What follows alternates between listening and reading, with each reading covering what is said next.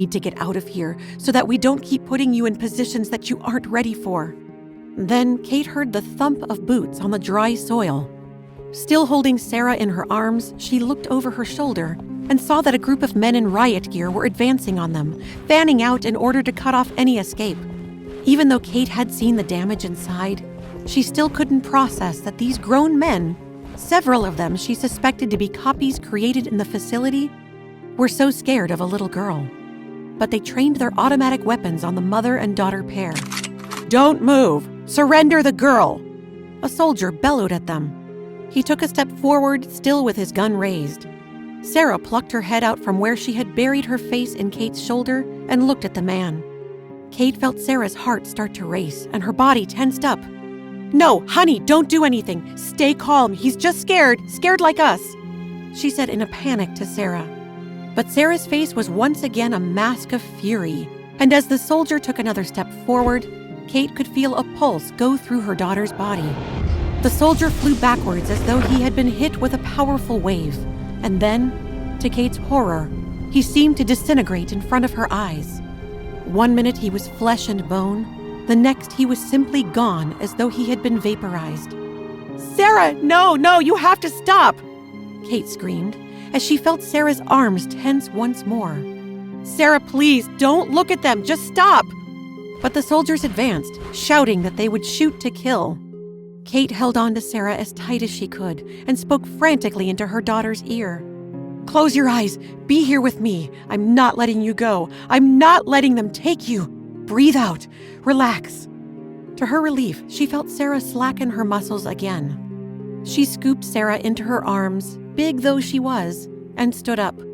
Turning to face Dr. Harris, she called out, "Don't shoot. She's not going to hurt anyone else." "Prove it," one soldier shouted.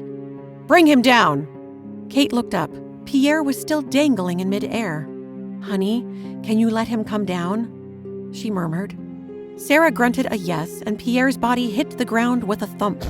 He groaned, but seemed to be okay. "Thank you," Kate said to Sarah. "Okay, we need to put the dampener cuffs on her," the soldier called out, but as he took a step forward, Kate could feel Sarah tense up. "Not you!" Kate barked at them. "Dr. Harris can come do it." The soldiers handed Mina the neck and wristbands, and she gingerly approached the two of them. She gently clicked the pieces onto Sarah's wrists and then around her neck. Once they were activated and the light on them began to glow, Dr. Harris took a step back and gave them space.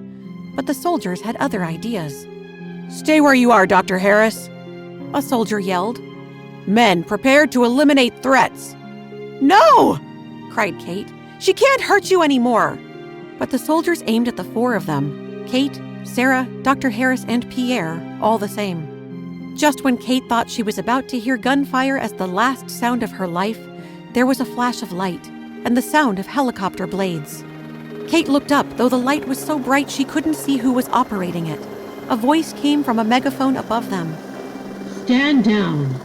Although it was distorted through the megaphone, Kate was relieved to recognize Zuriel's voice.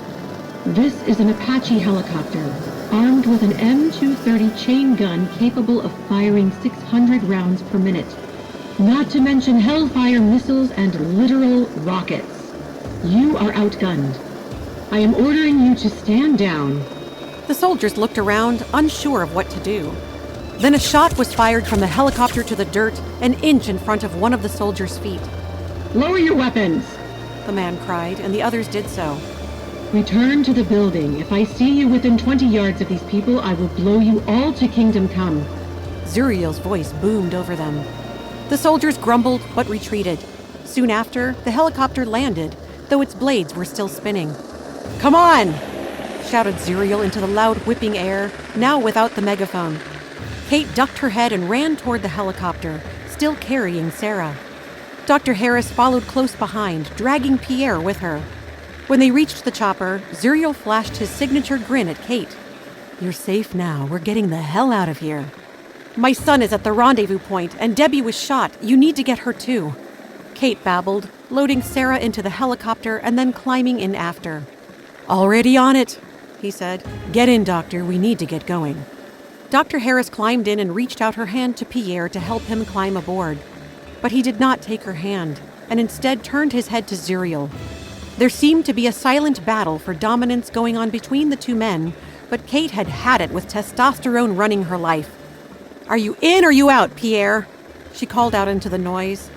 Pierre replied to Zuriel only. "Do I have to come?" Zuriel shrugged. "Can't come with me. Last I heard, you're dead." Pierre nodded and turned back, crouching to run away until he was free from the chopper blades. He walked back toward the building without looking back, and the helicopter revved up and took off, toward the dying light on the horizon. Pierre pushed open the door to the hospital room. The firefight was still audible as the door closed behind him, but it was muffled, which felt fitting to Pierre. Dr. Mann had loved to shield himself from the consequences of his work. Outside, people were bleeding and dying, being burned or vaporized or just riddled with bullets.